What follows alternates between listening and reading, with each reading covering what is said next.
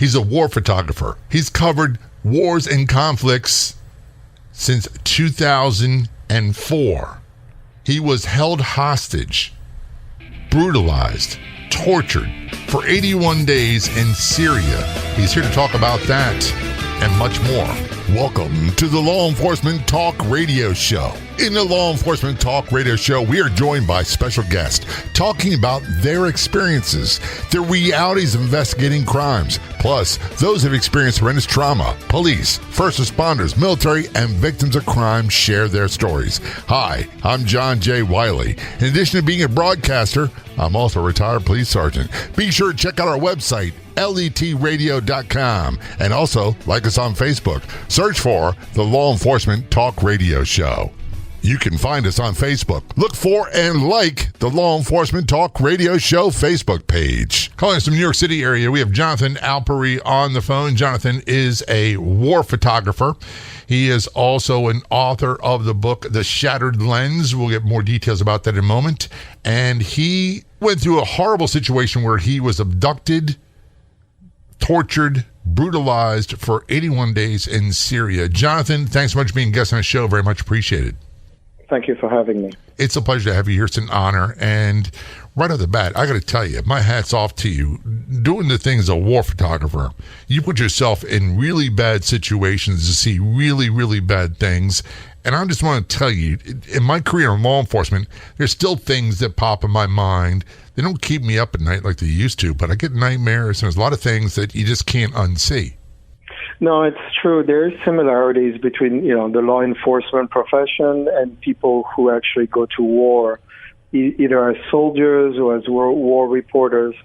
As you do this for many years, and over time, different layers of the different experiences, as you just mentioned, add up to one another, and hence, that significant expression that a lot of people use is now called having a PTSD on these for these moments.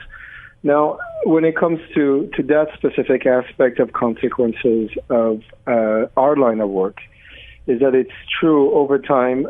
People react differently in terms of how resilient they are over time, especially when it comes to seeing different horrible things, either as a police officer, fireman, a soldier, a war photographer, and so on and so forth.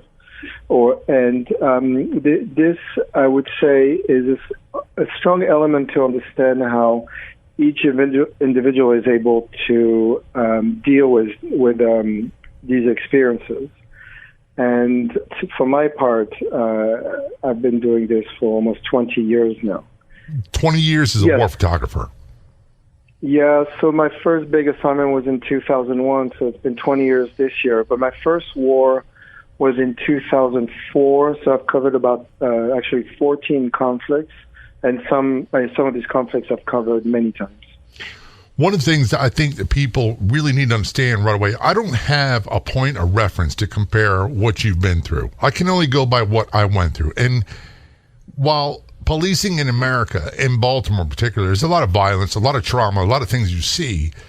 When we talk about going to cover a war in a different country, we're talking about a totally different aspect of trauma. The amount of exposure you saw has to just be mind-boggling. So there are different things that you see that obviously everything stays with you until you die. I mean, as they say, old soldiers fade away, and it's very true as an expression because these moments always stay with you, and of course it fades away a bit as you get older because memory works in strange ways. For me, for my part, being a war photographer, the hard thing is not so much being in the thick of the action. It was more, at least psychologically, when I was going, for example, leaving my house, being in a taxi, going to the airport, and then flying. Because it's usually at these moments, and I have this less now because I'm older, but that maybe I shouldn't go on this trip. Maybe as I put the key in the door to lock my apartment, I should just stay home and maybe I will survive. So there's always that little voice inside your brain that tells you, well, maybe you should just sit this one out. It's happened that I've canceled trips because I had a bad feeling, and sometimes you have to follow your gut feeling, and I've done that often, as it saved my life, actually, during when I was covering the war in Nepal in 2005, when there was a lot of fighting between the Maoist rebels and the Royal Nepalese Army. I had a bad feeling about a convoy, so I took the one after, and the one I was supposed to be on got ambushed, and they were all killed. So I would have been killed there. I just had a bad feeling. So I took the following convoy to reopen a road that was closed by these rebels. So sometimes you just have to follow your gut feeling, and that's something you have to find within yourself. It's not really something that you can learn. No, I think experience plays a lot in that, and always trust your gut. I tell people this all the time. Whether it be God-given or innate, Mother Nature, whatever your beliefs are, if something makes you really uncomfortable and says, this just isn't right, something about this makes you feel really badly, trust your gut, trust your instincts. They're there to save your life. One of the things I find amazing about what you do, Jonathan, is at some point in your career, you decided, this is what I want to do. And you said, I think your first war you covered was in 2001? 2004. 2004. And where was that? Yeah. So these are conflicts I started covering in the North and South Caucasus. So like the Republic of Georgia, South Ossetia, Nagorno-Karabakh, these places. That was my baptism of fire. Now, it's true, I did go to a war zone in 2001, but I didn't see any combat, so I don't know if I should include it. 2004 is when I heard the first bullets flying. At what point in your life did you decide, hey, I want to be a war photographer? This is what I want to do. I'm convinced that I was born to do this, in the sense that I was very good at it quickly, and there are multiple reasons. The number one reason is because I have a lot of family members who fought in all the big European wars, World War I, World War II, the French colonial war of Indochina in the 1950s, and Algeria as well. So I kind of grew up in that. Would listen to my uncles and grandparents' stories. So I was very, very quickly, very early on in my life, introduced to that world. And some of them were pretty big, especially my granduncle was a famous French war hero in World War II. And the second thing is that's more intellectual, and it's more who I am as a person, is I've always been very interested in history, which is what I study at University of Chicago. I was a early medieval European history major. And to me, being a war photographer is being part of history.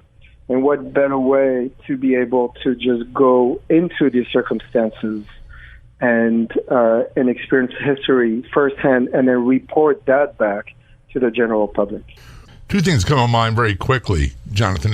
I'm currently watching a documentary on Netflix called Five Came Back, about Hollywood directors that went and covered World War II and started making propaganda films. And I don't say that in a negative way.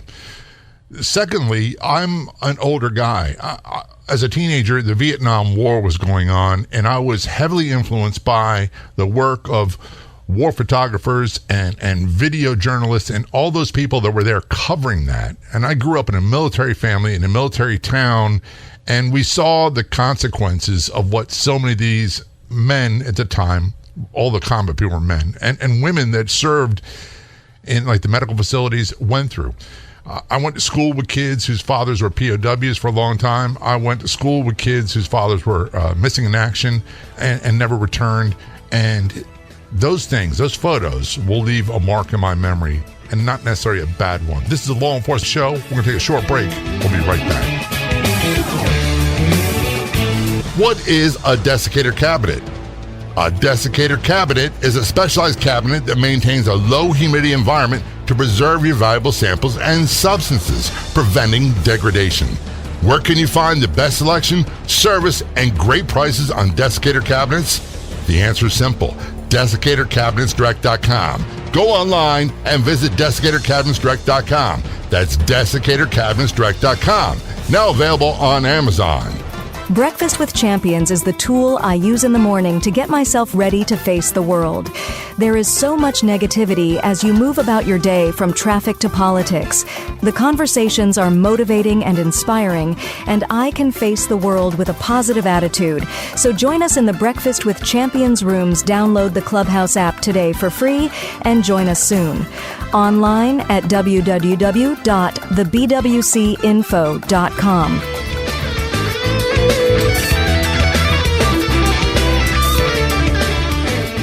Return conversation with Jonathan Alpeyrie on the Law Enforcement Show. He is a war photographer. He's been doing it for over 20 years. He's the author of the book, The Shattered Lens, a war photographer's true story of captivity and survival in Syria. We got to talk about this, Jonathan. This sounds like something from Homeland or one of those shows. You were covering the war in Syria as a photojournalist. What happened? So this was my third trip into the war zone.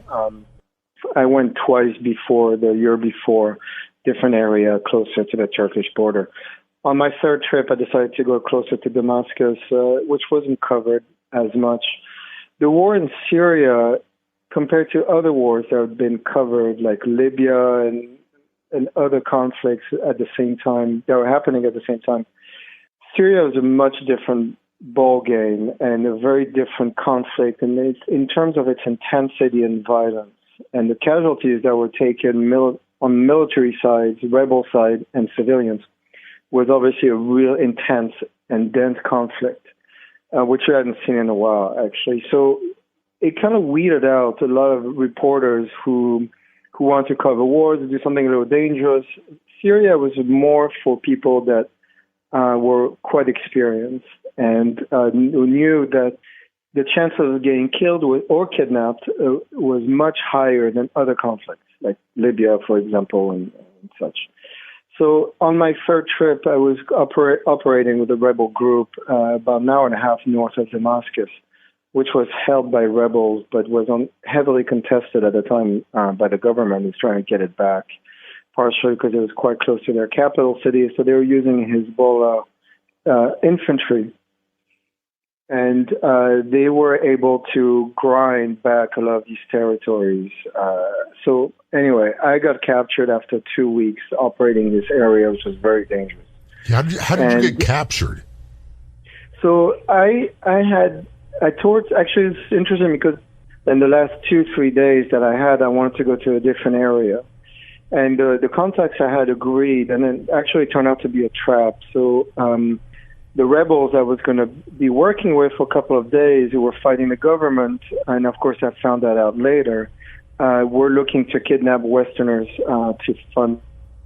So it was kind of an opportunistic kidnapping, and I was the only guy around anyway operating in this area. So they brought me to a different part of the front line, pretending that I was going to be embedded with some of their troops, and actually it was all fake. So they captured me at a checkpoint. And they had guys wearing masks, and they just pulled me out of the car, put me on my knees, and then they pretended to execute me with their guns, and then they cuffed me, and they put me in their, after blindfolding me, they put me in their pickup, and they drove very quickly. I remember couldn't see anything, but it was very fast. And then my captivity started that day.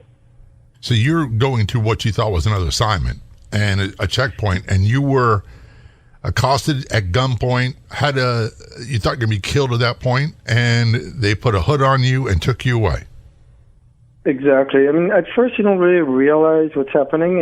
Things were a bit in slow motion. And actually the first thing that came to mind was that it was a mistake and that it would quickly be resolved. Maybe some rebels didn't talk to one another. So I wasn't that worried. But then when they started torturing me that day, because I went through a period where they were torturing me for a couple of weeks, 3 weeks. Not every day, but almost every day. And then I realized that I was in trouble and that this was not a mistake. I think I'd have realized I was in deep trouble probably 5 or 10 minutes into it. But one of the first things you said that really resonated with me was when I went through really violent attacks, the first thing that came to my mind was disbelief. this really isn't happening. It can't be happening. And secondly is, why are they doing this to me? They don't even know who I am. I get the mistake portion of you thinking, why is this happening? Yeah, so all these different feelings are going through, and but you also try to rationalize, because I remember telling myself, well, I'm covering their side and I'm risking my life and trying to get their story out, so they should be helping me. Except, of course, that in war zones, rules don't apply the same way, or there are total different sets of rules which don't work or even exist in a more normal setting. Obviously, it wasn't personal to kidnap me, and at the end, that's what they wanted, was money. So to have an international photographer in their hands was a good opportunity to get that money. So after you said for about couple 3 weeks, you're being tortured quite often. Without being graphic, what were some of the things they did to you? Well, I mean, there are different kinds of torturing. So in terms of physical, like, they would beat me up. That's pretty much what I went through. So at some point, they actually smashed my ribs. So you go through that. The beating itself or the mock execution were okay. It was more like between these moments that were hard, because you anticipate and you know it's going to happen again. And remember what I said earlier in the interview, when I said, being in the combat zone was okay, it was more about the travel to get there, which made me a bit anxious. Once you're there, you're there. So once they're torturing you, it's what it is, and you take it. Of course, there are different kinds of torturing. If they're really like using electricity, for example, like cutting me up, stuff like that, then that would be different. Taking a beating it's okay. You can deal with it. There were guys that were captured, there were locals, and they were tortured very differently. Like they were in the next room over, and they would release dogs on them and use different kinds of equipment to beat them. So they went through a more intense kind of torture. And obviously, when you capture someone like me, you're worth a lot of money. They don't want to kill you, because if they do, then they don't get the money. So they torture you just enough to break you down psychologically. So you try maybe not to escape, or you're just mentally broken, but they don't hurt you enough for it to be life-threatening. But you said there were mock executions in there as well. Yeah, so I went through a lot of them. So like machine gun fire next to your ear, or like pistols. Sometimes, once I remember they came with knives, and they were during interrogation, and one guy was like playing with the knives, saying they would cut off my head. So that I was scared for that specific moment, because being beheaded is obviously not a pleasurable experience. Being shot, I was okay with, because it would be quick, so that being done with. And I remember sometimes I would hate them so much that I was hoping that I would be dead, so they wouldn't get anything from me. So you actually think like that sometimes. Did they think that you had information that could help their side? I mean, you were there covering their side of the conflict. Yeah, I mean, actually that rebel group who controlled these areas, about 1,000 strong, and obviously that information I'm about to disclose, I found out after, when I was released. They had a lot of pressure from other rebel groups who were not happy because they were holding me. Clearly, it was giving a bad image to the what they call at the time the rebel movement, which obviously was a lot of Islamist components into it, and more as the war progressed. But so this was a very calculated move from their end, and they got I think about $500,000, and that money was used for their war effort. And as a matter of fact, the warlord who had given the order, which had met many times while I was in captivity, was shot and killed with his second-hand man, which I knew as well. We're going to take a short break. We are talking with Jonathan Alpeyrie on the Law Enforcement Show. He is a war photographer and also author of the book The Shattered Lens, a war photographer's true story of captivity and survival in Syria. Don't go anywhere. We'll be right back.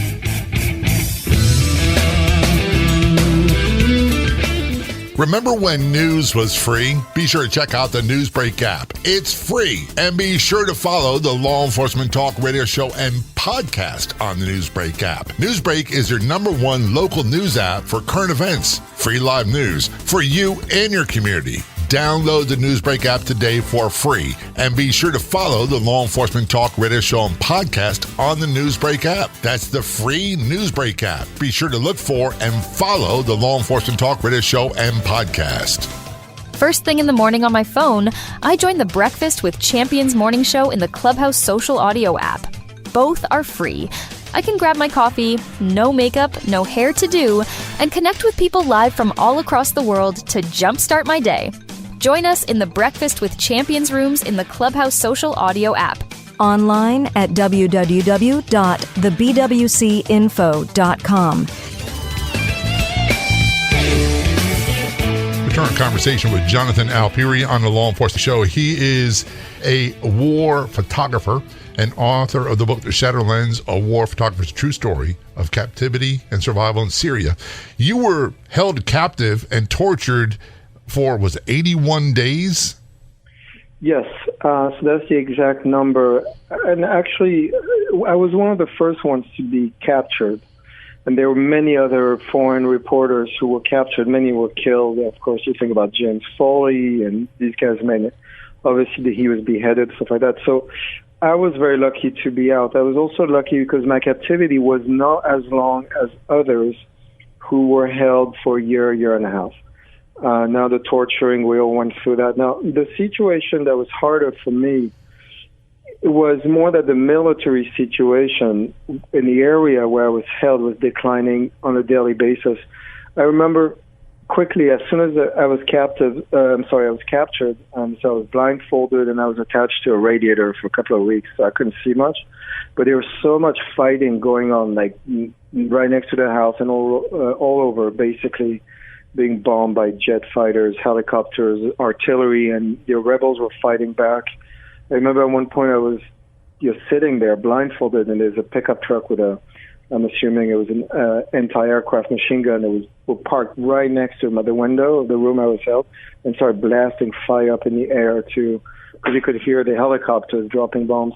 So, and then as it progressed, then the Hezbollah infantry was closing in. So I started to understand that we were in trouble because a lot of the rebels, instead of watching me, were going off to fight more and more. So you would see them, and they were really stressed out. Like they were in combat more and more. So you could tell something bad was happening. I think the anticipation of what's coming next, it would be horrifying. And earlier in the interview, you mentioned fear of being beheaded. And the first thing that came to my mind was the video and the images of Daniel Pearl. And I'm thinking, how does one survive the thought that this might be something that could be happening to me, maybe tomorrow, maybe next Tuesday, and that they stage fake mock executions? None of this makes sense to me. None of it kind of like jives with what I experienced. I think to answer this question properly and honestly, there's no way to fully describe what you go through because you would have to go through it yourself to understand. And then you would have to find within you the resources necessary to climb these mountains every day of this constant back and forth in different situations you're dealing with. I don't know if you remember, there was a very famous, they made World War II officer, paratrooper, Winters. You know, they made that TV series. The Band of Brothers, Band of Brothers, exactly. So anyway, they asked him kind of a similar question. His answer was perfect, and it encompasses everything. And he said, no one can teach you that. And he was talking as an officer to his men who were in fear of jumping into battle for the first time against the German army. And he said, you have to find it within yourself to make it. And that's on you. No one can help you really with that. And I think it's so true. I mean, you can have a good officer, or you can have a strong personality because you had good parents, whatever circumstances. It does give you a guideline and some direction. But at the end of the day, you still need to pull through, and that's for you to do that. And that always brings to that incredible intellectual idea that great men, I'm not necessarily talking about me in this case, obviously, but great historical figures are born out of crisis. They're not born out of peacetime.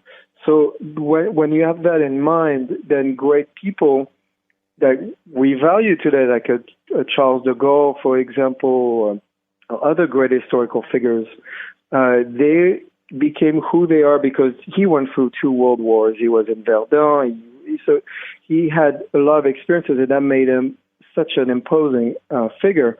And I think that's the only way to know and to find out if you have what it takes to become a great person and someone who's very resilient.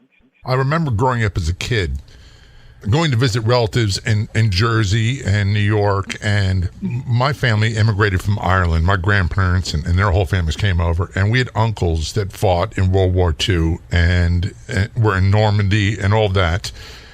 And they're great people. They're phenomenal people. You made a great point. You said great people are born out of extreme pressure and crisis. They do great things. We look at these men, they seem like regular guys.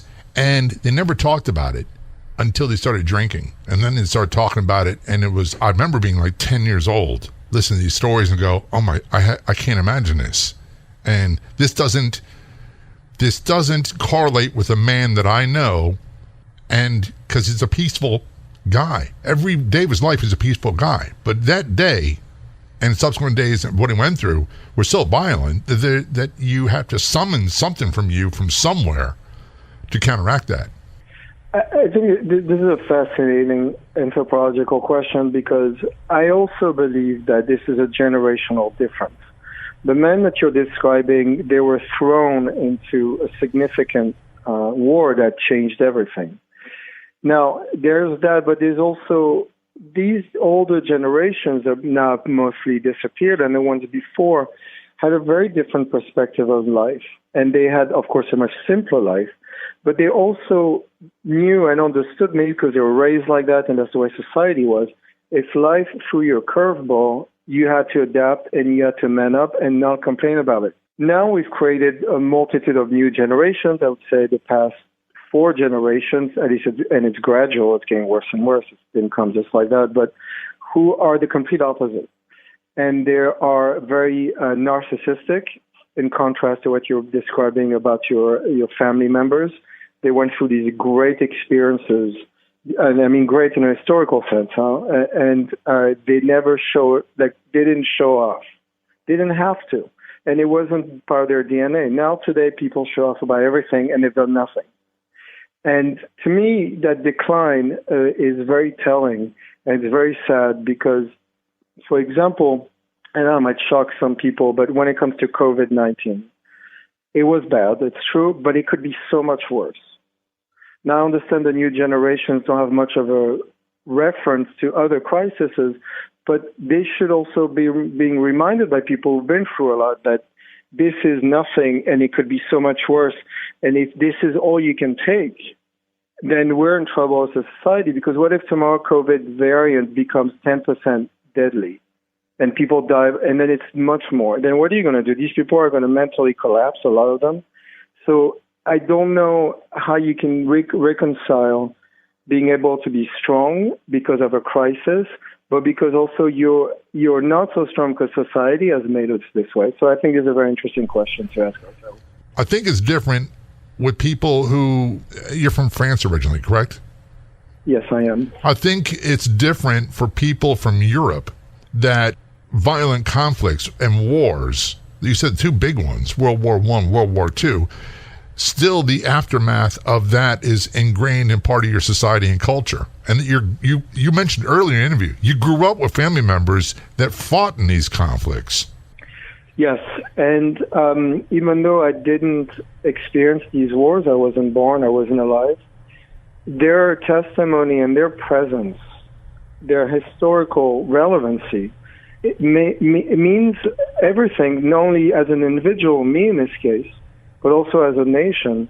When someone talks about World War I and France lost 1.4 million KIAs in 4 years, let that sink in for a second. In 4 years, France lost 1.4 million dead soldiers. That's more than all the U.S. wars the U.S. has been involved in since the beginning of its independence in the 1770s. In 4 years' time. I feel something. It makes me, it's not just sadness, but because sadness is a very partial feeling, but I really feel something historical, and that's what I mean, is that because you have this testimony, and from one generation to another, you have to remember. And we're going to take a short break. We're talking with Jonathan Alpeyrie. There's so much more to talk about. Don't go anywhere. We'll be right back. If you want to be a guest on the Law Enforcement Talk radio show, simply contact us. It couldn't be easier. You can send us a message on Facebook. Look for and like the Law Enforcement Talk radio show page, or email jay@letradio.com. That's JAY@letradio.com. There's a couple ways you can stay in touch and keep informed of what's going on with the Law Enforcement Talk radio show. Number one, go to our website, letradio.com. Sign up for our email newsletter. It's real easy to find. I promise we don't spam you. I send out about one email every 2 weeks or so. And there's also a feature called Broadcast Channels on our Facebook page, where we send messages directly to your inbox, directly to your messenger. Real easy to sign up for. Make sure you like or follow the Law Enforcement Talk radio show Facebook page. And up top, you'll see broadcast channels, one for free podcast versions of the radio show, another one top post of the day. So you too can stay informed quickly, easily, and best of all, like always, free. Return conversation on the Law Enforcement Show with Jonathan Alpeyrie, calling us from the New York area. He is a war photographer, and he was held captive, brutalized, tortured in Syria for 81 days. He's authored the book, The Shadow Lens, a war photographer's true story of captivity and survival in Syria. Before we went to break, Jonathan, we're having a conversation about something I think that's really important, is that I don't know where it happened here in the United States, but somewhere along the line, people stopped talking about the incredible resilience of what some of these men and women went through from World War I, World War II, Korea, Vietnam, whatever it might be. And we're not learning lessons. And I think that's much more prominent in the culture of Western Europe in particular, because I don't know much about Eastern Europe. So that prompted you to get into becoming a combat photographer. These stories need to be told. That's what I'm getting at. I think that we're doing ourselves a big disservice if we don't tell the stories of these people, that what they did and how they survived it. So there is a portion of the U.S. population that's traditional and patriotic, and they do respect what you and I are describing, and it's partially because a lot of the soldiers come from these parts of the United States. Now, it's true there's another portion, the more urban side of the U.S. population, who has kind of strayed away from these traditional values, which is the foundation of what a nation state is, of what it means to be an American, what it meant to be an American for the generations before us, and so on. And obviously, in today's cognitive war that we're having, the division within the U.S. that's happened, that's very telling and actually quite scary. I think that it's always important to the young generation to be taught and remember what their forefathers did, not so much because of the results and why, but because of the self-sacrifice. At the end of the day, you always have to respect people who fight in a war, for example, even if it's your enemy, for the one simple reason that they're putting their lives on the line, whether they're as volunteers or they have to go. They're still facing death because, as we all know, if you get killed, that's it. It's game over. There's no, that's it. And just for that element, people need to be respectful. And of course, for July 4th, there's a lot of people who are, more on the progressive side, who are saying all kinds of ridiculous things. I think it's disrespectful for all these people, police officers or anybody wearing the uniform who's actually going out there and defending this nation's interest. And I think this is very dangerous. And when you have something like this, it exacerbates this division within this country. And I think if we continue like this, in my opinion, the U.S. will be in serious trouble. I agree with you, and I'm very concerned as well. I want to get back to your story. When did you realize you're being released? So you don't know until you're actually free, because you don't really know what's happening behind the scenes, and you find out a lot of information after the fact. I remember when I was smuggled back into Lebanon in the trunk of a car, and so I was held a few more days and then ended up escaping, and I ended up at the French embassy, and I was picked up by the French military police. it was only then when they grabbed me and they put me in the French military car that I knew that I was free. That was really then, but that was really at the very, very last moment. Before that, you don't really believe it. I would imagine that's where the real work for you started, because you had a lot to recover from. So, again, I might sound a little strange as an individual. I actually bounced back pretty quickly. And the reason is, like I was trying to explain before, is just the way I am as an individual. And there's a multitude of reasons of why I'm like this, which we don't have time to go into. But it's true, I was off for a couple of maybe 2 months. And then I started bouncing back. And I'll tell you, and the reason why I bounced back for the most part is because I went back to Egypt. So 4 months after I was released, to cover all the bombings and the riots. It was pretty intense. And then the war in the Ukraine started in April 2014, and I covered that war for 2 years until I was injured during a battle. But that's just the way I am. It doesn't mean that it works for the other guy, but for me it was quite cathartic to go back into dealing with checkpoints in Ukraine. I was driving all the time, going from one area to another, and there were so many checkpoints. Maybe I was dealing with 10, 12 a day. And every time I dealt with a checkpoint, it reminded me strongly of the very moment I was captured. And it's true, that was hard, but just keep pushing it, I keep doing it, then it went away for the most part.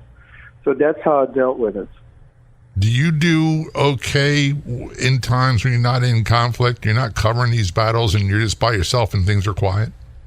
You mean if I'm not in a war zone? Like, yeah. Am I okay? The rest of your life when you're home, are you like a cool cat all the time, or are you like, I don't know, I'm bored?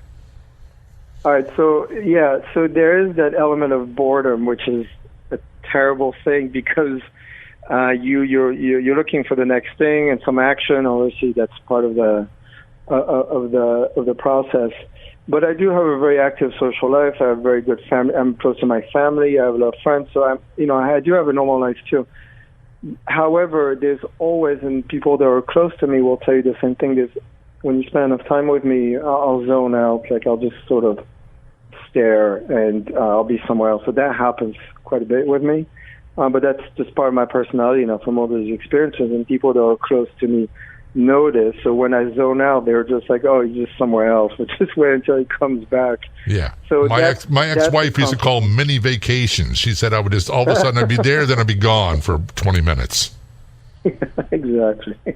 It wasn't a bad thing. It's a coping skill. It's like, when life gets too intense and I need to shut down, I find a way to shut down. I find a way to get back to my center so that I'm not adversely affected by all the nonsense that's going on.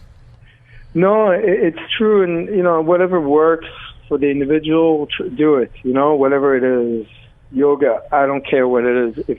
For me, surfing. Like, I surf a lot. I've been surfing for over 20 years. In Mexico, I go to Mexico a lot to surf, and that's a good way for me to unplug and refresh myself. So when you spent a little while where you start to get back to your center and say, I'm going to do something, and you made a decision that you want to write a book about this. Tell us about the book and the process of writing it. So the process of writing, it was very cathartic as well, because I had to remind myself of very specific details and a lot of different things that had happened during these 3 months. So to put that on paper, obviously, is helpful, and that could be actually a good way to emerge out of a funk that you might be into after experiencing something more or less similar. That being said, the book is not just about Syria. It's also about a lot of different experiences I've had in different wars. And the last chapter is about what Europe is becoming and where it's going into. The name of the book is called The Shattered Lens, a war photographer's true story of captivity and survival in Syria. Where can people buy the book and get more information about you? So people can Google me. I mean, I'm very well known in the profession, so that I'm easy to find. For the book, they could go to Amazon. That's probably the best way to get it. And your website I'm looking at is John, that's Jon, Alpeyrie.com, ALPEYRIE.com. That's right. And something tells me you're still getting ready to go cover more conflicts. So yeah, actually, the last time I was in the war zone was recently. I was last fall, so 6 months ago. I was covering the war in Armenia, which I don't know if maybe some of yours don't, but there was a very brief but vicious war that lasted 44 days between the Azeris and Turks against the Armenians, and I covered that in full. So there's no rest for you, is there? Well, I mean, it's actually quite, it must sound strange to say, but it's actually kind of quiet on the war front. So, but COVID obviously has slowed everything down. So I was very active covering COVID in Brazil, in Amazonia, in Mexico, France, and the U.S. So I was traveling a lot last year, about 8 months. Jonathan, I can tell you, I'm very inspired by your story. I'm very inspired. I'm going to look up your book. It's called The Shattered Lens, a war photographer's true story of captivity and survival in Syria. Have you ever watched an episode of Homeland or something like that where people are being abducted and tortured and held captive? That's what Jonathan went through, and I'm so appreciative of you sharing a story here with us on the Law Enforcement Show. Thanks so very much. Thank you so much for having me. Follow the Law Enforcement Talk Radio Show and podcast on the Newsbreak app. It's free. And get the latest crime and law enforcement news on the Newsbreak app. It's simple, easy, and free. Just download the Newsbreak app. Then search for and follow the Law Enforcement Talk Radio Show and podcast on the Newsbreak app. I'd like to thank our guests for coming on the Law Enforcement Talk Radio Show. The Law Enforcement Talk Radio Show is a nationally syndicated weekly radio show broadcast on numerous AM and FM radio stations across the country. We're always adding more affiliate stations. If you enjoyed the podcast version of the show, which is always free, please do me a favor and tell a friend or two or three. I'll be back in just a few days with another episode of the Law Enforcement Talk Radio Show and podcast. Until then, this is John J. Wiley. See ya.